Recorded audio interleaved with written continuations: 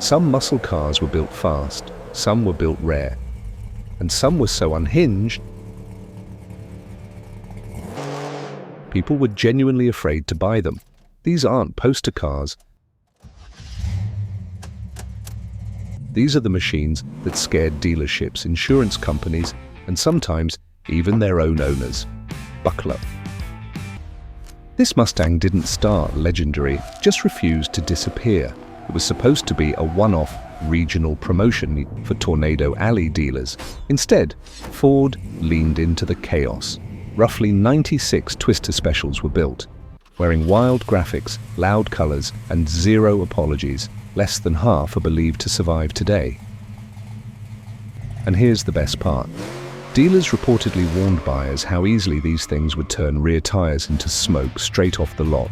No tuning, no break-in, just chaos. Some survivors have already cracked 6 figures, but documentation is everything. A regional Mustang is cool, but what about an engine so violent buyers were literally scared to order it? On paper, it was rated at 425 horsepower.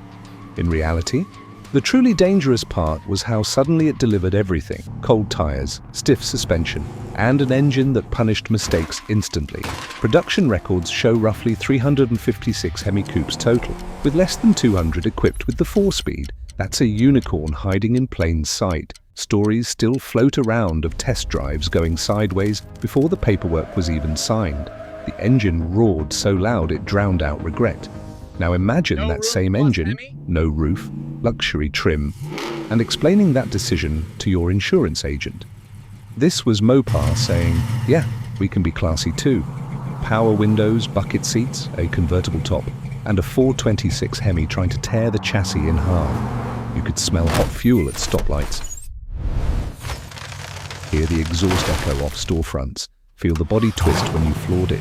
Fewer than a dozen are believed to have been built, and only a handful are known to exist today. The exact number is debated, and that mystery is part of the legend. It's one of the rarest drop-top muscle cars ever created. Mopar insanity is one thing, but Dodge pushed it even further. The Hemi that basically doesn't exist. By the 1970s, muscle cars were already on borrowed time. Insurance companies were ruthless. Emissions rules were closing in. And somehow, Dodge hid a Hemi inside a Coronet. Production estimates sit in the low teens for hardtops, and with only 2 convertibles widely confirmed to exist. Good luck finding one. One documented example embarrassed bigger-name muscle cars at the Strip, simply because nobody expected it to be that serious. Fire one up today and it doesn't feel rare. It feels illegal. But Dodge wasn't the only one throwing haymakers. Ford had a car built for exactly one thing: winning. Flashback to when the wars really started. Ford didn't strip the Thunderbolt, they gutted it, no sound deadening.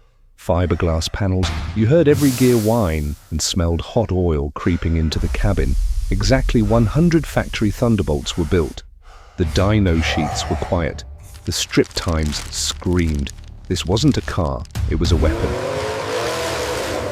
Ford thought they had it locked up, but Chevy wasn't about to let the Blue Oval Boys win uncontested. Chevy engineers looked at weight reduction and chose violence. They drilled holes in anything that didn't fight back. Frames, brackets, anything unnecessary, gone. Roughly 57 Z11 Impalas were built. Maybe 7 to 10 survive today. One drag racer from the era said driving it felt like holding onto a rocket with door handles. And be honest, would you daily a car with no sound, deadening, and a Swiss cheese frame? Tell me in the comments. And somehow, none of these were the wildest things Shelby ever built. This wasn't a production car, this was Carroll Shelby flexing. One car, no backup. Built to prove Goodyear's tires could survive sustained high speed. The Super Snake averaged over 140 Mitsubishi, tires screaming the entire way. It worked. The car later sold for $2.2 million, and Shelby never built another one like it. And even that wasn't the final boss. By 1971, muscle cars were dying, and this was the final scream.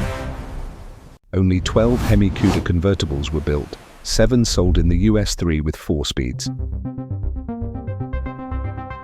Today, owners don't sell them, they guard them. Some have sold for $3.5 million.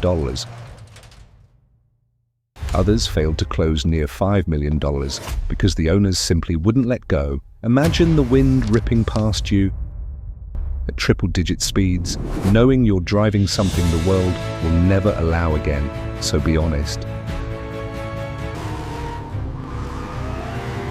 Which one would you actually have the guts to drive?